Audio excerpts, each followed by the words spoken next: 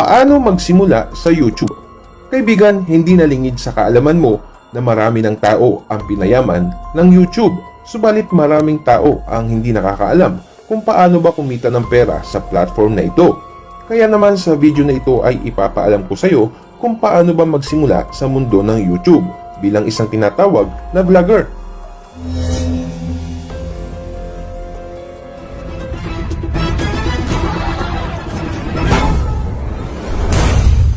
Vlogger o video creator, yan ang napapanahong katawagan sa mga YouTuber na sumusubok ng kapalaran sa YouTube. Hindi mo sila masisisi kung bakit nila pinasok ang YouTube dahil malamang ay batid na nilang madami ng yumaman dito. Isa ka ba sa mga taong nanonood lamang sa YouTube? Paano kung baliktarin natin ang mundo? Ikaw na ngayon ang gagawa ng video na papanoorin ng mga tao. Oo kaibigan, libreng-libre lamang ito at ang tanging puhunan mo, sipag, tiyaga at talento. Kung iniisip mo na kinakailangan mo ng malaking pera para maging vlogger ay isang pagkakamali. Iniisip mo bang kinakailangan mong bumili ng mamahaling cellphones, camera, laptop, personal computer, recording material at iba pang mga gamit sa pagbablog? Madaming tao na nagsisimula sa YouTube na walang kahit anong mamahaling mga kagamitan tulad ng mga nabanggit. Subalit syempre, kinakailangan mo ng cellphone para makapaggawa ka ng YouTube channel at ma-upload mo ang lahat ng videos mo dito. Yan lamang ang maaari mong pangunahing kailanganin, cellphone at sarili mong taglay na kakayanan at talento bilang isang individual. Ano-ano ba ang mga kailangan nating gawin bago pumasok sa YouTube? Una, kilalanin mo ang sarili mong kakayahan. Lahat ng tao ay may kanya-kanyang talentong taglay sa katawan. Ikaw kaibigan, anong kaya mong gawin? Kaya mo bang magbigay ng kasiyahan sa mga tao sa pamamagitan ng mga in-upload mong videos? O kaya mo bang magbigay ng impormasyon at kaalaman para matuto ang mga manonood sa iyo? O kaibigan, bilang isang vlogger, hindi tayo pumasok sa YouTube upang ipakilala lamang ang ating sarili. Pangalawa, ngayong alam mo na ang kakayanan at talento mo, mag-iisip ka na ngayon ng content na maaari mong buuin sa channel mo. Halimbawa ng mga maaari mong gawin ay prank o comedy kung ikaw ay marunong magpatawa at gumawa ng mga malakasang kalokohan, motovlog kung ikaw ay isang motorcycle rider, food and travel content kung mahilig ka naman sa pagkain at adventure, makeup tutorial at marami pang iba. Nararapat lamang din na gumawa ka ng research sa YouTube ng mga magagandang ideya na may kinalaman sa papasukin mong topic bilang content creator. Pangatlo, kumuha ka ng inspirasyon sa mga napapanood mong videos. May mga video sa YouTube na simple lamang, subalit malalaki ang views at kumikita ng malaki. Pero tandaan mo na iba pa rin ang pagkakaroon ng mataas na kalidad ng videos. Sa makatuwid, kailangan mong gumawa ng orihinal na video na may orihinal na ideya at magandang panoorin dahil malinaw ang pagkakagawa. May mga sound and music effects at hindi boring ang dating ng topic. Ikaapat, pag-aralan mo ang pag-i-edit ng video. Libre lamang ang editor apps sa Google Play na pwede mong ma-download. Maaari mong subukan ang ilan sa kanila at piliin ang mas epektibong magagamit mo para sa mga videos mo. Kaibigan, hindi mo kinakailangang maging isang magaling na editor para maging isang magaling na vlogger.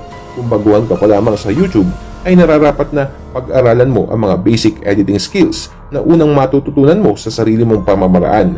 Makakatulong din ang ibang video sa YouTube na nagbibigay ng tutorial kung paano gamitin ang napili mong video editor. Ikalima, maging creative sa paggawa ng videos. Bilang isang baguhan sa mundo ng vlogging, maaaring maging simple lamang ang pag-i-edit na gagawin mo, maliban na lamang kung ikaw ay may sapat na kaalaman sa computer at designing. Subalit wika nga, the best pa rin talaga ang mga simpleng bagay. Basta't maayos ang pagkakagawa at maeengganyo ang mga manonood sa video na ginawa mo. Ika-6, mag-research at palawigin ang kaalaman sa vlogging. Kaibigan, ako ay nagsimula sa YouTube na walang kaalam-alam sa pagiging video creator. Sa katotohanan ay napakalayo nito sa profesyong tinapos ko sa kolehiyo maging sa trabaho ko. Subalit sa pamamagitan ng mga videos din sa YouTube ay nagkaroon ako ng maraming kaalaman kung paano palalakihin ang channel at magkaroon ng maraming views at subscribers. Bagamat tumagal ang panahon bago ko matutunan ng lahat ng bagay sa mundo ng YouTube dahil unang-una ay walang nagtuturo sa akin. Bagamat napagtagumpayan at nalaman ko na rin ang sistemang pinasok ko. Madami mga vlogger sa YouTube ang nagbabahagi ng mga kaalaman kung paano maging isang epektibo at magaling na vlogger. Panoorin mo ang mga videos nila at malaki ang maitutulong sa iyo. Ikapito, maging matyaga at palakasin ang loob. Sa YouTube ay wala kang magiging boss. Hindi tulad ng kung nagtatrabaho ka sa isang kumpanya ay kailangan mong sumunod sa utos. Subalit sa YouTube ay hawak mo ang lahat ng oras mo. Kaya nga madaming tao ang ginagawang part-time job ito. At syempre, may mga successful vloggers na ginagawa ng full-time ito. At tulad din ng pagtatrabaho natin sa isang kumpanya, kung maganda ang performance mo, ipopromote ka ng boss mo o di kaya bibigyan ka ng gantimpala. Gayon din sa YouTube, dapat ay masipag kang gumawa ng videos para matuwa si YouTube sa atin at ipromote niya tayo. Kailangan mo rin palakasin ang loob mo na hindi sumuko agad sa mahirap na gawain. Batin nating lahat na walang madaling trabaho.